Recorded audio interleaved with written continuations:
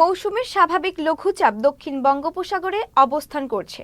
লঘুচাপের বর্ধিতাংশ পশ্চিমবঙ্গ ও তৎসংলগ্ন এলাকায় এ পর্যন্ত বিস্তৃত রয়েছে।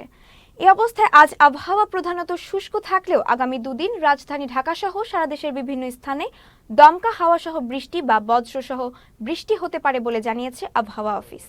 সেই সঙ্গে কোথাও কোথাও বিক্ষিপ্তভাবে শিলাবৃষ্টিরও আভাস দেওয়া হয়েছে। পূর্বাভাস অনুযায়ী আজ অস্থায়ীভাবে আংশিক মেঘলা আকাশ সহ সারা দেশের আবহাওয়া প্রধানত শুষ্ক থাকতে পারে।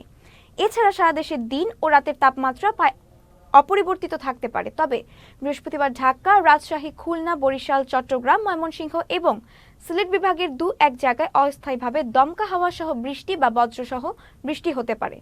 সেই সঙ্গে কোথাও কোথাও বিক্ষিপ্তভাবে শিলাবৃষ্টি হতে পারে। এছাড়া দেশের অন্যত্র অস্থায়ীভাবে আংশিক মেঘলা আকাশ সহ আবহাওয়া শুষ্ক থাকতে পারে। সারা দেশে দিনের তাপমাত্রা প্রায় অপরিবর্তিত থাকতে পারে এবং রাতের তাপমাত্রা সামান্য বাড়তে পারে।